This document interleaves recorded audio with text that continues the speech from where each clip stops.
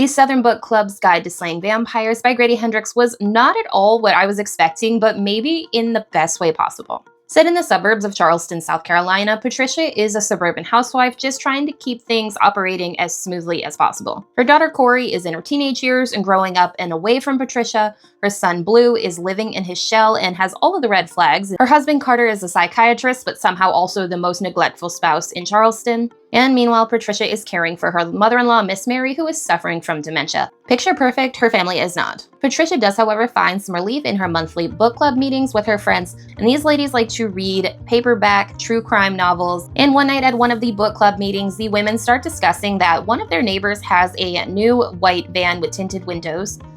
Historical predator vehicle. And this van belongs to their neighbor Ann Savage's great-nephew, James.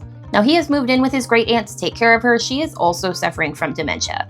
After a series of quite interesting events, James and Patricia become too fast friends. And that is until Miss Mary meets James and begins questioning who James is, where he's from. And from there, things get really wild, but I'm gonna go ahead and leave those details unsaid. That's just the fun of the book. I rated the Southern Book Club's Guide to Slaying Vampires 4 stars. I had a really good time with this book. I know a lot of people are like Grady Hendrix haters, but I'm 2 for 2. Dare I say I'm a fan? This book gave me all kinds of nostalgic X-File vibes. Not only was there a good mystery going on here, there was quite a bit of horror and suspense as well.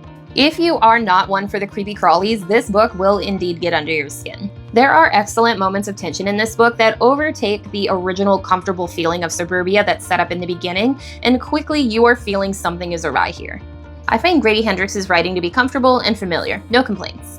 I think the characters in this book are pretty interesting and well-rounded. James is a fascinating antagonist, because seriously, what is up with this guy? Patricia is a sympathetic narrator, and we feel that she's just doing her very best she can for the sake of her family.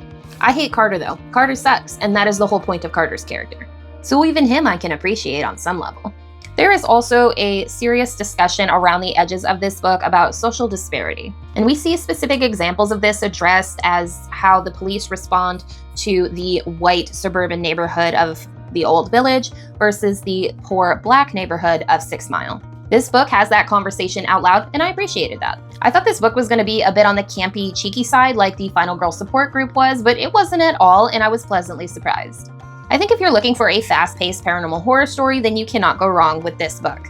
If you like books about women standing up for other women, then you will enjoy the characters in this book. If you like weird monsters in your book, then you may enjoy this book.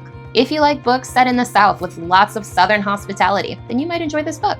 I thought it was a lot of fun, and I do recommend you check it out. Like, subscribe, and follow me for more book reviews.